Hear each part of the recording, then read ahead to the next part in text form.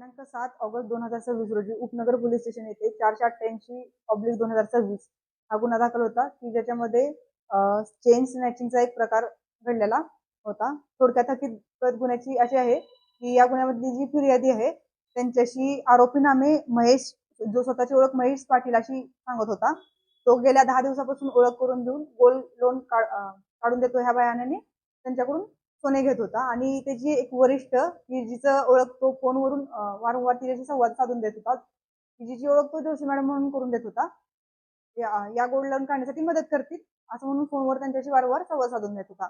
पण ज्यावेळेस त्या महिलेला असं डाऊट आला की हा व्यक्ती आपली फसवणूक करत आहे, त्यावेळेस दिनांक 6/8/2026 रोजी बिर्ला हॉस्पिटल येथे असताना त्या महिलेने थोडासा आरडाओरडा केला आणि संबंधित घटनास्थळाच्या आसपास पोलीस असल्याने तो तिच्या हातातील सोन्याची चेन घेऊन पळून गेला होता. घटनास्थळावरून त्याच दिवशी आपण तिथून बाईक एक जप्त केली होती की जिचा बाईकचा नंबर हा चुकीचा होता. तर आपली पूर्ण टीम यामध्ये आपले पोलीस आयुक्त माननीय संदीपजी कर्णिक, त्याचप्रमाणे पोलीस उपायुक्त सर श्री किशोर काळे सर यांच्या मार्गदर्शनाखाली तपास चालू होता. तर या तपासामध्ये खूप सगळे सीसीटीव्ही चेक केले, त्याचप्रमाणे बाईकच्या मूळ मालकापर्यंत जाऊन बाईकचा खाली कसा व्यवहार झालेला आहे तर ह्याचा आढावा घेऊन आरोपीपर्यंत पोहोचलो. 2 दिवसापासून आपली टीम याचा तपास करत होती.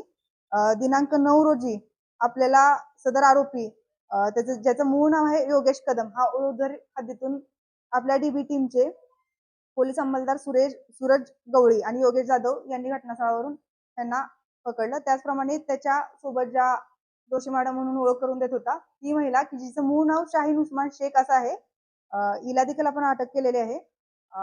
तपासादरम्यान असं देखील समजून आलं की यावर पूर्वी उपनगर पोलीस स्टेशन येथे 366/2026 चेन स्नॅचिंगचा गुन्हा दाखल आहे.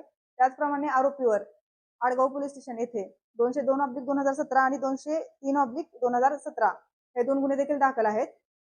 या गुन्ह्याच्या तपासामध्ये आपण आरोपीकडून 4,94,00,000चा मुद्देमाल जप्त आतापर्यंत केलेला आहे. पुढील तपास देखील PSI सोनवणे यांच्याकडे चालू आहे.